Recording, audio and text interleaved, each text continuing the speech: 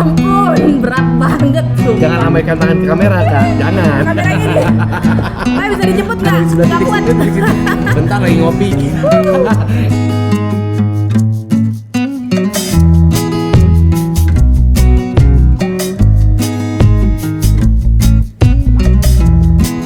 Oke, di obrol-obrol kali ini gue barengan sama Citra Prima. Nico Oliver. Kita buka kapucong nggak? Masih kebiasaan. Tapi yang pastinya karena emang dia adalah salah satu partner in crime gue pas zaman masih dunia lain gitu ya. Kita ke lokasi-lokasi angker. Kita agak sedikit ngobrolin soal mistis.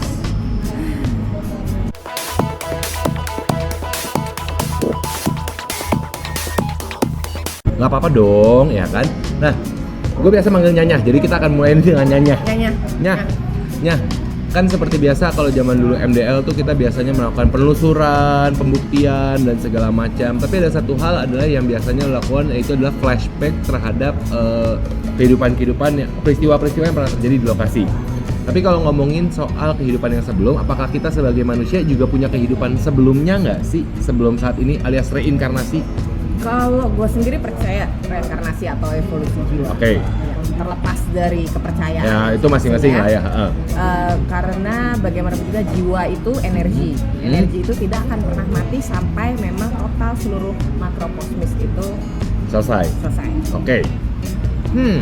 Nah, tapi kalau ngomongin reinkarnasi, kadang-kadang ada kan teman-teman gua yang mengatakan bahwa di kehidupan gua sebelumnya itu gua adalah seorang ini.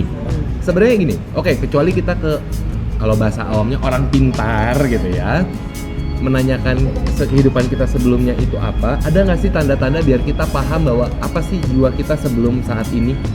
Oke, jiwa kita sebelum saat ini. Iya, kehidupan kita yang sebelumnya apa tuh? Ada nggak sih yang bisa kita perhatiin? Ngerti. Sebenarnya itu yang paling kuat awalnya adalah ketika masa kecil. Biasanya karena masa kecil itu otak itu kan masih belum mengalami pengalaman yang aneh-aneh di kehidupan gede. Ya, sebagai orang tua itu harus bisa mengamati anak-anaknya. Misalnya dia tiba-tiba senang melakukan sesuatu yang sebenarnya dia belum belajar tapi dia sudah bisa. Nah, itu adalah salah satu bawaan dari masa lalu.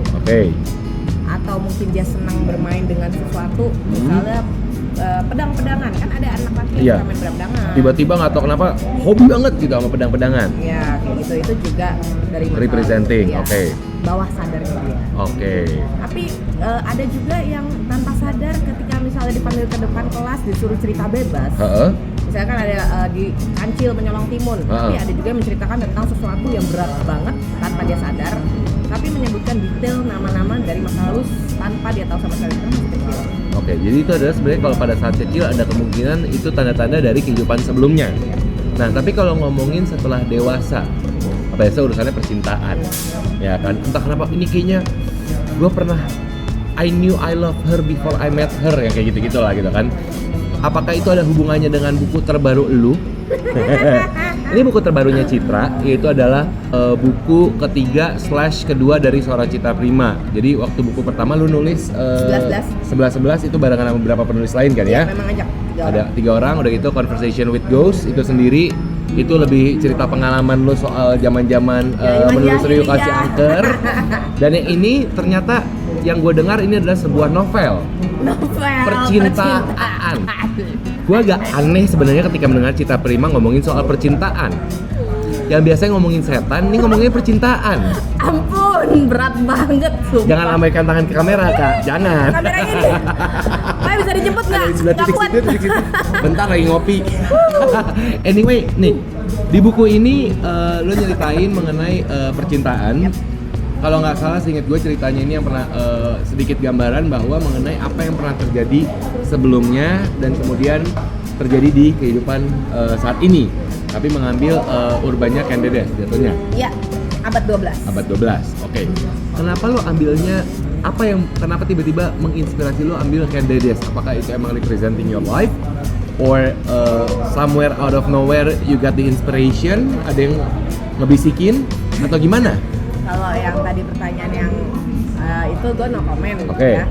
Tapi intinya adalah banyak sekali dijual buku mengenai Candedes kan ada di toko buku, tapi that's it, cuman menceritakan mengenai kudeta. Jadi sejarahnya lah. pembunuhan suami dari Ken Dedes Tunggul Ametung. Ya. Gitu kan. Tapi banyak juga yang mempertanyakan, gak mungkin tentang percintaan kita segitiga itu yang udah selesai begitu aja.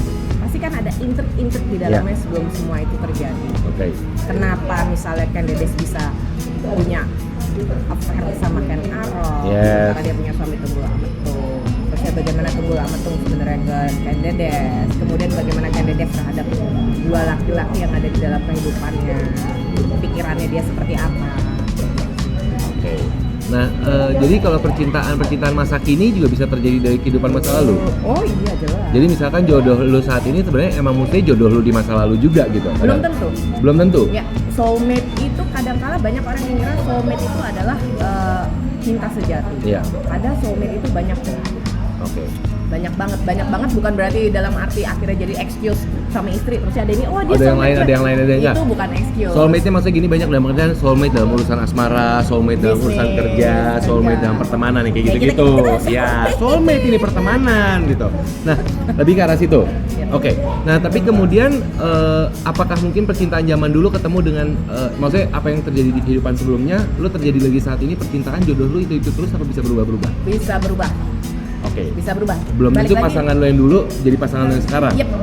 Belum tentu suami dulu jadi suami yang sekarang. Oke. Tapi belum tentu juga suami yang dulu bukan suami jadi suami sekarang. Itu balik lagi dari hutang dosa. Bahasa hutang dosanya di masa lalu. Karma lu dari zaman dulu. Oke, I see. Nah, kenapa gue cerita soal Ken Arok Ken Dedes Tunggul Ametung? Kalau dilihat, perhatikan, setelah kudeta terjadi, Ken Arok akhirnya dibunuh oleh anaknya Tunggul Ametung. Ya. Akhirnya anaknya Tunggul Ametung dibunuh oleh anak Ken Arok. Yes. Bunuh terus jadi kayak dosa turunan. Oke. Di situ kan nggak bisa ketahuan nih Dedes gimana segala macam, Yeah. dia gimana segala macam. Nah itu akhirnya ketika semua urusan belum beres, jiwa itu terlahir kembali dalam kehidupan sekarang dengan versi yang berbeda, tapi dengan kapasitas jiwa yang sama. Oke.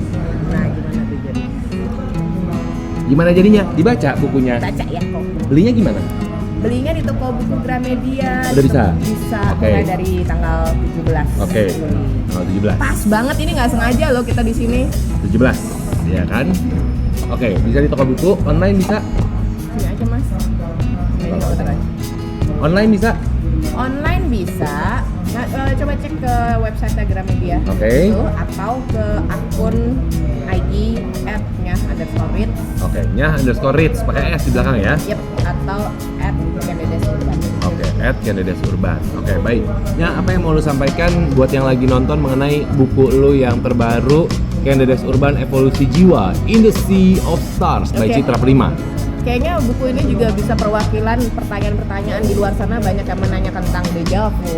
Yes. Kayak chemistry, kedekatan, atau sebuah kebetulan yang terjadi berulang kali. Kok gue sering ngalamin ini ya segala macam. Atau soal mimpi yang menjadi kenyataan. Ini dijelasin juga. Oke. Soal telepati. Jadi ketika kita memikirkan seseorang, tiba-tiba orang itu telepon. Ya. Semua itu baru sekian persen. Jadi sayang banget kalau dilewatin. Bukannya membanggakan diri sendiri ya. Iya kan promo. Iya, tapi gue seneng membuat sesuatu yang bisa berbagi wawasan sih. Oke. Dan ada glossariumnya lengkap banget. Oke, baik. Dan yang pastinya setelah nanti gue membaca buku ini, gue akan mencoba untuk mereview. Gimana reviewnya nanti aja ya. Pastinya terima kasih buat nonton obrol-obrol. Jangan lupa Citra juga bakal gue ajakin main Trigu alias tebak lirik lagu. Gimana hasilnya? Tunggu aja. Bye-bye.